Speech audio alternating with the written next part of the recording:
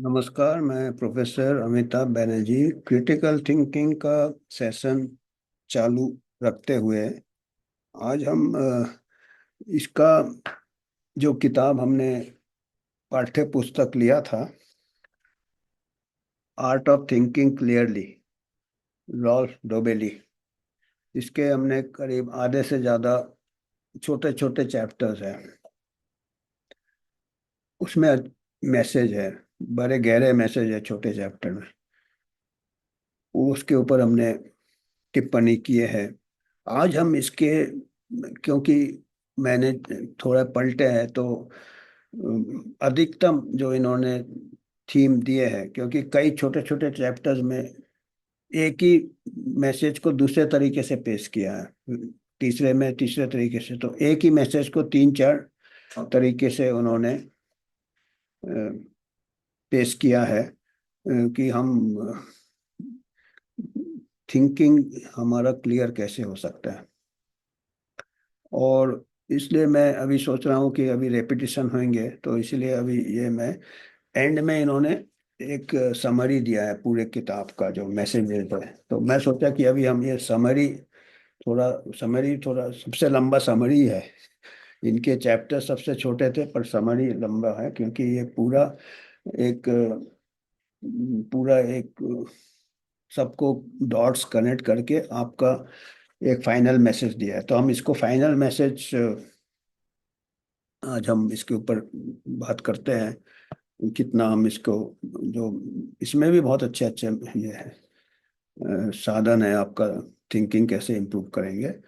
और इसके बाद फिर हम इनके जो गुरु है तालेब, उनका किताब मैं सोच रहा हूँ कि इस खत्म होने के बाद चालू करेंगे। तो आज ये एपीलॉग, ये इन्होंने एक जो एग्जाम्पल से चालू किया है। पोप पोप पोप ने एंजेलो मिशेल एंजेलो जो बहुत बड़ा कलाकार था, स्कल्प्टर था, फेमस। आप अगर रोम में जाएंगे तो पूरे देखेंगे मिकेल एंजेलो के ये चारों तरफ उनके स्टैचूज है। तो पोप, इसीलिए पोप भी वहीं रहते हैं रोम में।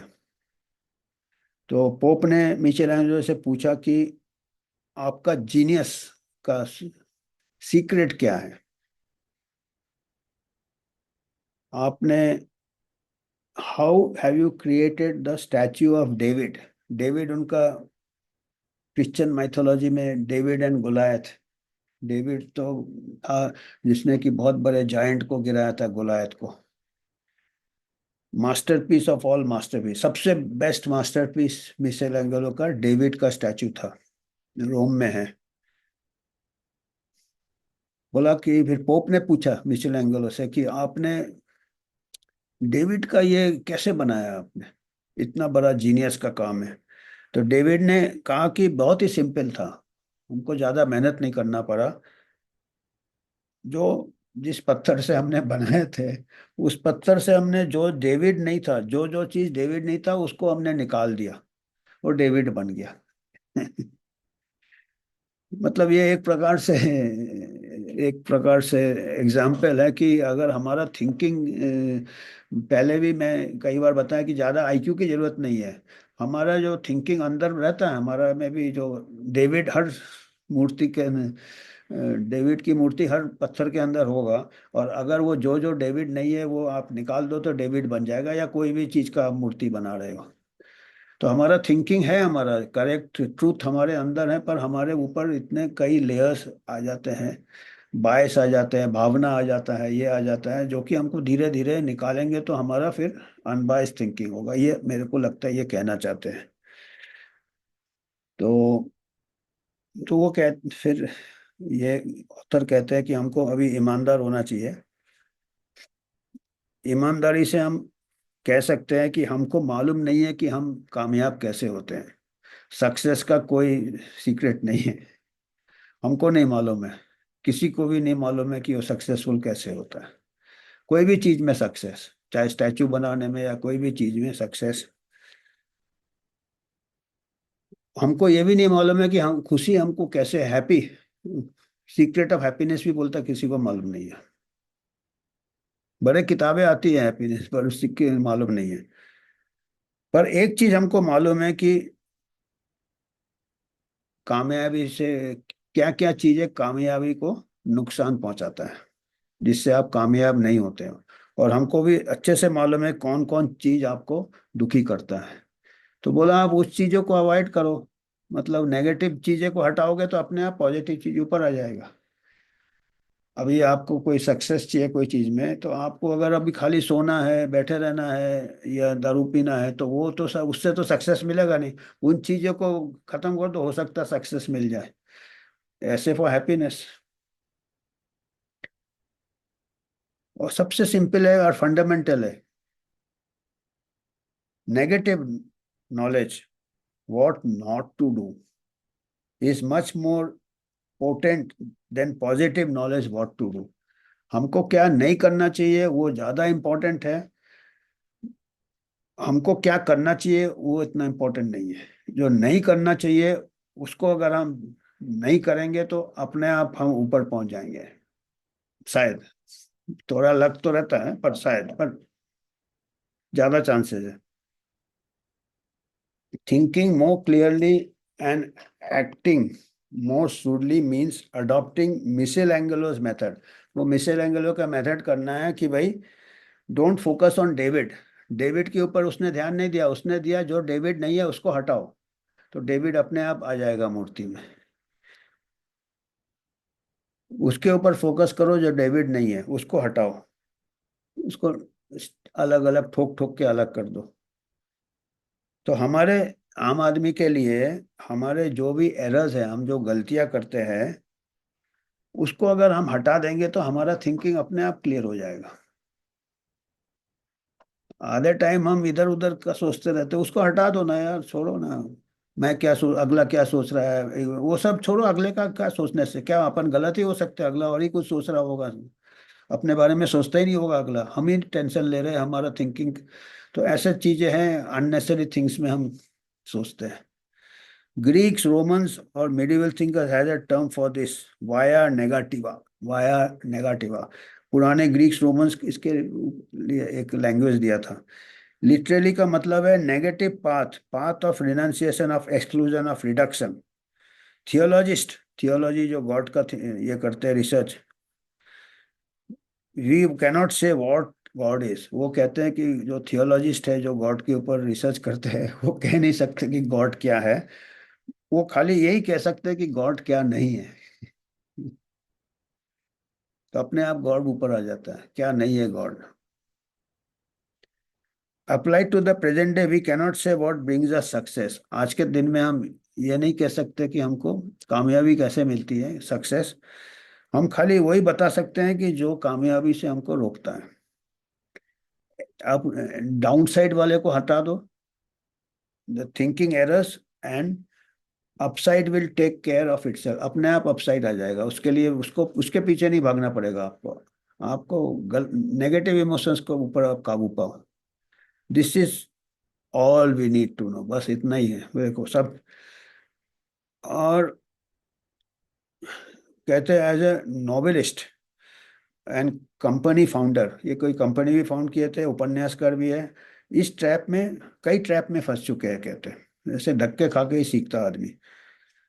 और कहते हैं कि मैं अपने आप को इससे निकाल लिया, खुदकिस्मती है मेरी। Nowadays when I hold presentation in front of doctors, बोलता अभी मैं जब प्रेजेंटेशन करता हूँ डॉक्टर्स के सामने, सीईओस के सामने, बोर्ड मेंबर्स के सामने, investors, politicians, government officials, I sense a kinship. हमको लगता है कि ये भी हमारे जैसे है, ये भी एक ही पानी में है, ये भी इनसिक्योर है, हम जैसे एक जमाने में इनसिक्योर होते थे।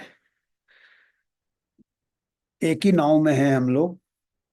और हम सभी स्ट्रगल कर रहे हैं सक्सेस के लिए, जो पॉलिटिशियन हो, चाहे वो बोर्ड का बड़े कंपनी का एग्जीक्यूटिव हो, डॉक्टर हो, इंजीनियर हो, सभी सोच रहे हैं कि कहीं हम आंधी में न खो जाए। चारों तरफ इतने, कहते फिर भी हम जब बोलते हैं कि आपको कुछ नहीं करना है, वाया नेगेटिवा, नेगेटिवा को निकालना है, वो समझ नहीं पाते। वो बेचैन हो जाता है कि ये क्या बोल रहा है। वो सोचते हैं कि हम बोलेंगे सक्सेस के लिए, हम क्या बोल रहे हैं कि नेगेटिव चीजें को निकालो, सक्सेस अपने आप आ जाएगा, तो उनको इम्पैक्ट नहीं होता। वो उनको काउंटर इंटेटिव, वो अंदर का आत्मा और ही कुछ बोल रहा है कि ये कुछ दूसरा ज्ञान देगा, पर ये सक्सेस का ज्ञान नहीं दे रहा। ये कह रहा है कि आप अपने नेगेटिविटी को अलग कर दो, अपने आप सक्सेस हो जाएगा।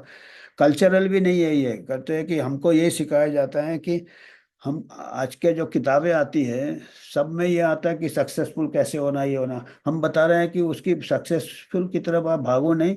आप ये देखो कि अपने ये कैसे क्लियर करना है, आपका जो क्लटर है, आपका जो आलतू फालतू चीजें, हम जैसे घर क्लियर करते हैं, ऐसे हमारा माइंड में भी आलतू फालतू चीजें बहुत रहता है, धूल बहुत रहता है। उसको साफ करो, अपने आप सक्सेसफुल हो जाओगे। ये कहना चाहते हैं।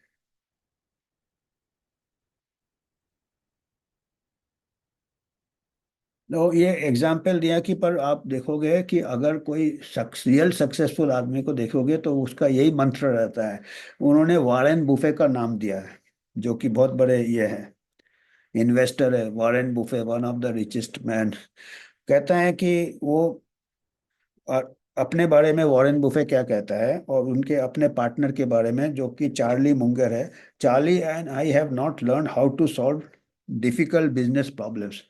वॉरेन बुफे कहते हैं कि हमने ये नहीं सीखा है कि डिफिकल्ट प्रॉब्लम कैसे सॉल्व करें, हमने ये सीखा है कि हम ये प्रॉब्लम अवॉइड कैसे करें। तो वो सॉल्व नहीं करना है, अवॉइड कैसे करना है, ये देखो। तो इसने, वो कहते हैं कि हमने बहुत सारे थिंकिंग एरर्स, ये किताब ने हमने, जैसे पहले हमारा जो, आप लोग को पहले के सेशंस देखने हैं तो हमारा क्रिटिकल थिंकिंग का प्लेलिस्ट है। तो उसमें कुछ इन्हीं के इससे हमने, उन्होंने बताया कि हमने थिंकिंग एरर्स बताए हैं, और इरैशनैलिटी क्या है, जो कि कॉमन सेंस क्या नहीं है। हम इस ट्रैप में कैसे फंस जाते हैं, कहते हैं दो थ्योरीज है। दो थ्योरी है इरैशनैलिटी का, जब हम कॉमन सेंस नहीं इस्तेमाल करते। इरेशनल बिहेवियर, जो कि लॉजिकल नहीं है, जो कि गलत है। बोलते दो है, एक है हॉट, हॉट थ्योरी है, एक कोल्ड थ्योरी है। हॉट थ्योरी क्या है? प्लेटो ने बताया था। प्लेटो, पुराना ग्रीक फिर, वो कहता है कि जो घोड़ा चलाता है, हॉर्स, वो क्या करता है कि वाइल्ड होते हैं, जो जंगली घोड़े होते हैं इधर उधर भागते हैं, पर जो घुड़सवार होता है वो उसको संभालता है, अपने रेन इन करता है, उसको टेम कर देता है। वो कहता है जो घोड़ा जो है ना, आपके इमोशंस है, इधर उधर भागते हैं, और आपका जो माइंड है, जिसको कि रैशनल थिंकिंग है, वो घुड़सवार जैसे है। तो आप उस घुड़सवार जैसे अपने जो इमोशनल घोड़े को अगर आप कंट्रोल करोगे, तो आपका थिंकिंग क्लियर हो जाएगा।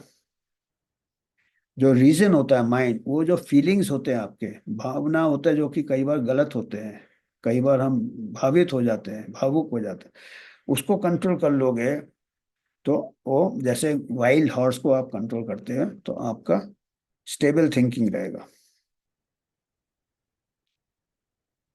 और दूसरा भी दिया है हॉट, इसमें थ्योरी में, बबलिंग लार्वा होता है, पानी गर्म होता है, उसके ऊपर आप एक ढक्कन डाल दो, तो उसके बाद आएगा हॉट, फिर भी बीच बीच में भाप निकलेगा। तो लॉजिक क्या है? एरर फ्री रहता है लॉजिक में। जैसे आप अपना इमोशंस को, घोड़े को काबू कर लो, या बबल को दबा दो। कई बार इमोशंस ओवर पावर कर जाता है, कई बार आप वो भाप को दबा रहे हो, वो साला प्रेशर कुकर भी बस्ट हो जाता है। तो वो भी, तो इसलिए आपको शुरू में ही आपको ये ट्रेनिंग होना चाहिए कि आपको देखना है कि ये मेरा इमोशन है, ये मेरा ये है, इसमें कितना दम है, इसमें दम नहीं है, तो इसको अलग करो। तो ये हॉट थ्योरी है।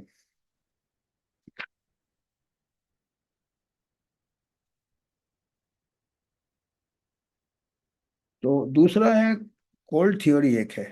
कोल्ड थ्योरी है वो, जैसे कोल्ड ब्लडेड मर्डर कहते हैं, इरेशनलिटी, कोल्ड ब्लडेड मर्डर करता है कि बिल्कुल सोच के।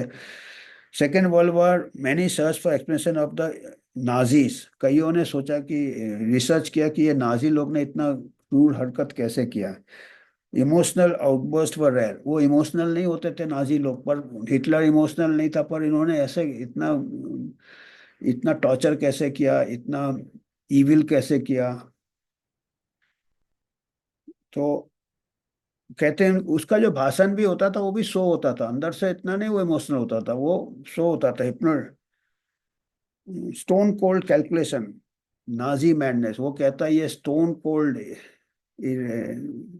Stone cold. एक तो हॉट है वो तो आम आदमी को होता, पर जो लोग ये होते हैं इस टाइप के जो डिक्टेटर्स होते हैं या सब शायद साइकोपैथ होते हो, कोल्ड है, उसका शायद मुश्किल है उसको सुधारना। तो ये नाजी मैडनेस। और ये same can be stated of Stalin, Stalin हुआ, खाइमर रूज हुआ। तो ये हमारे आज हम यहीं रुकते हैं। तो इसी का इनका थोड़ा एक दो और सेशन रहेगा इसी किताब से, फिर उसके बाद हम ताले देखेंगे। तो आज हम यही बता रहे थे कि ज़्यादा सिंपल ट्रेनिंग है, अपना सक्सेस के पीछे नहीं भागना है। जो चीज़ हमको सक्सेस से रोकता है, नेगेटिविटी, क्लियर थिंकिंग अपने आप आ जाता है। हम बचपन से पैदा होते हैं क्लियर थिंकिंग से, हम उसके बाद इधर उधर के को पेरेंट का कंटेमिनेशन, इसका कंटेमिनेटेड टीचर का सेकंड हैंड नॉलेज, हमारा थिंकिंग ये होता है। सबको अलग करके देखो कि ये क्या है। उनमें भी पेरेंट नॉलेज में जो करेक्ट चीज़ है उसको रखो, कई चीज़ें भाव, पेरेंट भी इमोशनल हो जाते हैं, सबसे ज़्यादा इमोशनल होते हैं। तो वो इमोशनल ब्लैकमेल भी एक होता है। तो कई आप देखेंगे, धीरे धीरे प्रैक्टिस करेंगे तो आपको पता चलेगा ये चीज़ें थोड़ा साफ मांगता है, और ये अपनी जगह, ये अपनी जगह। आज इतना ही कहना था हमको। धन्यवाद।